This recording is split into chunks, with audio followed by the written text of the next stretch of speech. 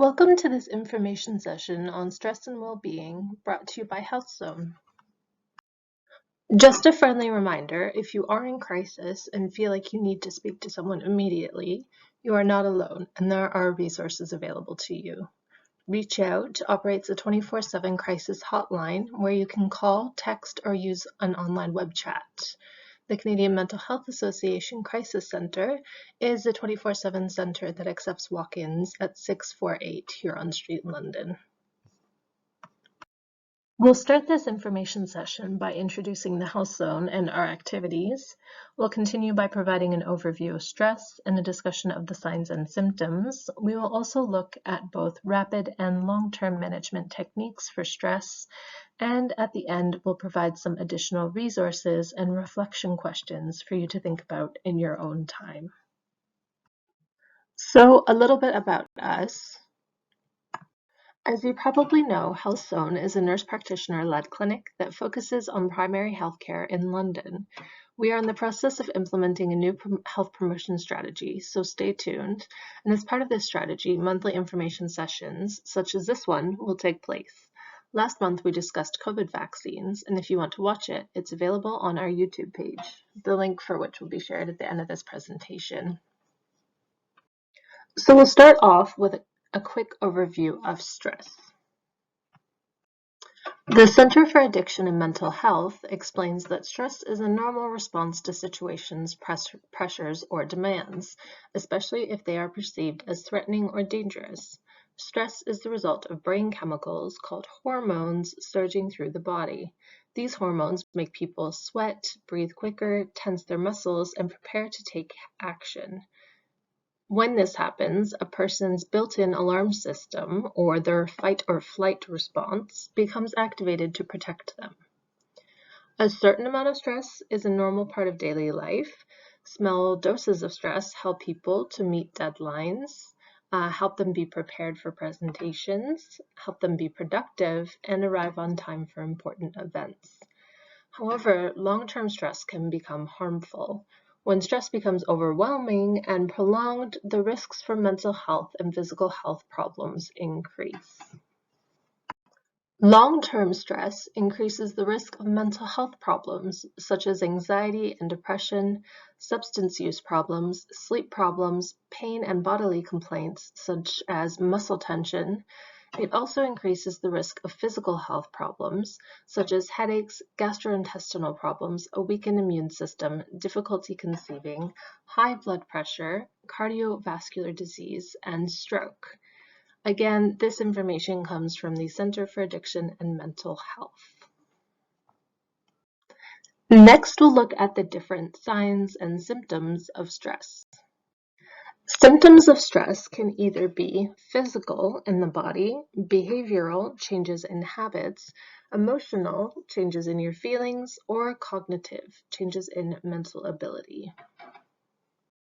Some physical signs of stress may include pain, such as headaches, muscle tension or discomfort, or chest pain, stomach problems, such as nausea, diarrhea, or vomiting, or other problems such as fatigue, loss of sex drive, rapid heart rate, or hypertension.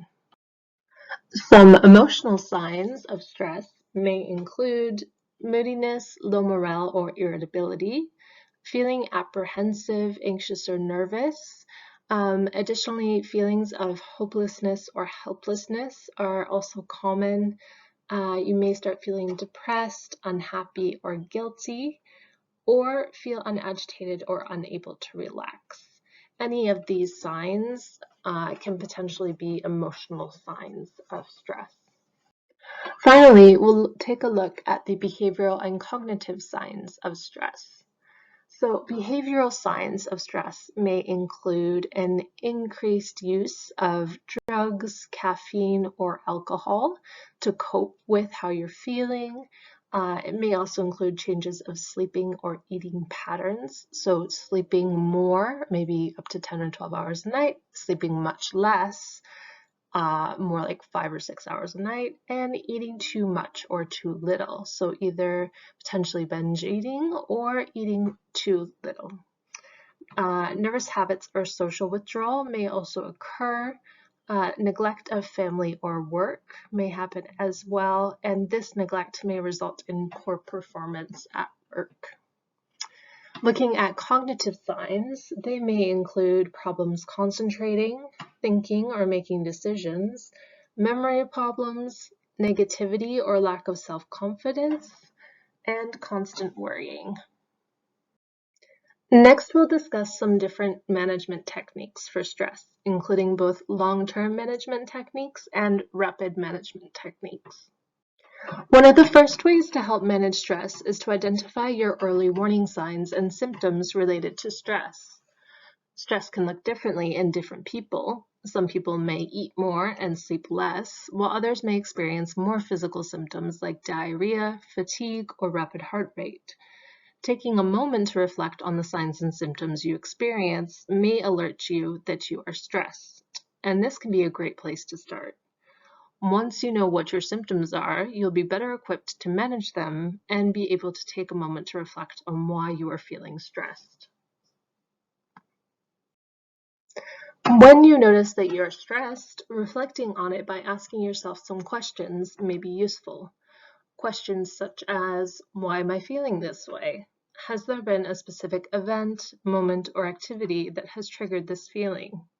What do I need right now? How can I take care of myself in this moment? And finally, have I looked after my physical needs today? Have I had enough water, food, or sleep? Any of these questions may help you to understand the root causes of why you are stressed and may help you to address your needs in the moment. Some other quick management techniques include breathing exercises, going outside, meditating, or listening to music. When practicing breathing exercises, it is beneficial to lengthen your exhale as this relaxes your parasympathetic nervous system. These exercises are also great if you're short on time or if you're at work. So for example, for the breathing exercises, you can do this at work, at home, or wherever you are. Simply lengthen your exhale. So inhale to the count of 4. Inhale, 1, 2, 3, 4. And exhale to the count of 6. Exhale, 1, 2, 3, 4, 5, 6. This prolonged exhale triggers your parasympathetic nervous system and calms your body down. Getting some fresh air by taking a walk is also another great option if you're short on time. This could even be a 5 or 10-minute walk, anything to get you outside and moving. Meditating can take as few as 2 to 3 minutes for yourself to tune into your mind and body. To do this, find a place to sit comfortably, close your eyes, and begin.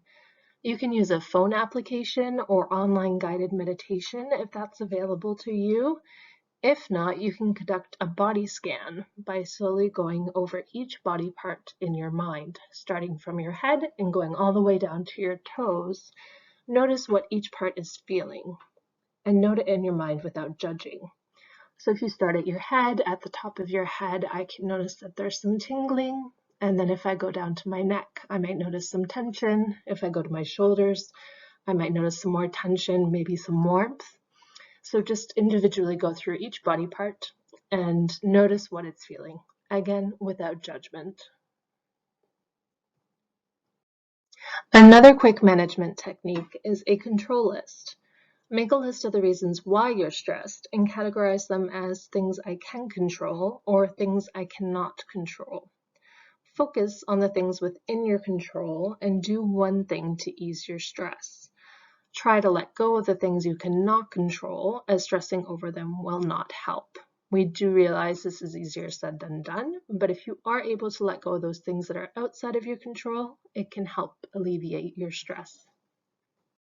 Some long-term management techniques include eating a balanced diet, incorporating exercise, and being kind to yourself and others. If you are busy and money is tight, it can be hard to find time to prepare healthy meals and afford the groceries to do so. Some tricks for healthy, budget-friendly meals include buying no-name frozen fruit and vegetables as they last longer and are cheaper, planning your shopping list in advance with a budget, or looking for deals or coupons to make your groceries cheaper. To make cooking easier, why not try one-pot meals? This is where everything is cooked in the same pan all together, and it's usually only takes around 30 minutes to do so. For exercise, you don't need to dedicate an hour every day to accomplish this. Even taking 5 minutes a few times per day will provide benefits. If you have limited time, try doing a few squats, jumping jacks, lunges, stretches, or a quick yoga sequence or walk. If you have more time, like 20 to 30 minutes, go for a jog, a longer walk, or a bike ride, or do a free online exercise video if that's available to you. There's plenty on YouTube. Using your exercise time to get outside is also highly recommended for alleviating stress. Finally, life can be incredibly stressful at times, and it's important to support ourselves and take care of ourselves through these difficult times. You can do this by expressing gratitude, developing positive self-talk, such as I'm doing my best for myself and my family, and focusing on eliminating extra stressors, if that's possible.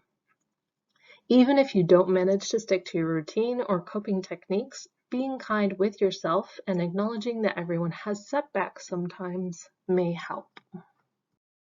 There are different ways to practice kindness, and now we'll look at those in a bit more detail.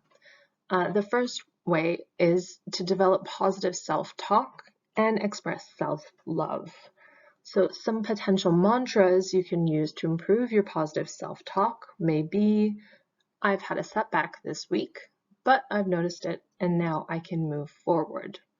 I'm doing my best right now. I'm trying to be kinder to myself. If useful, you can write these mantras on sticky notes and place them around your home in places that you feel are safe, maybe next to your bed or in the bathroom. Another aspect of kindness is self-care.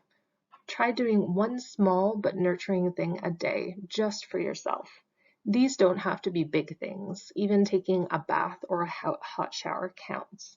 Get creative. Maybe you want to have 5 minutes of coloring time. There are plenty of coloring and activity books aimed at adults.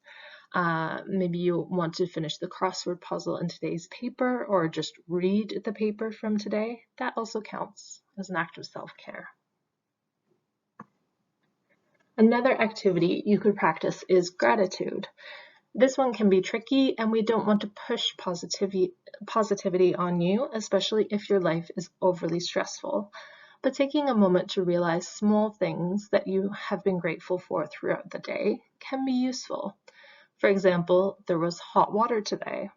I was able to have a coffee. I got my breakfast of choice. Any of these small things can count as gratitude. The final thing is recognizing imperfection. No human is perfect, and neither are we, but we are still deserving of love and self-care. So if your day did not go according to plan, even if you made mistakes, that's okay, and you are still worthy of loving yourself. Now I'd like for you to take a moment to reflect on a few questions in your own time. What are your signs and symptoms of stress?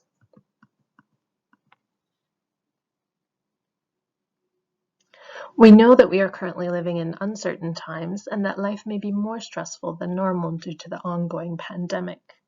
What are some healthy ways you have adapted to this new reality? How have you continued to manage your stress during these times? Finally, please find some additional resources here, including meditation applications like Headspace or Calm.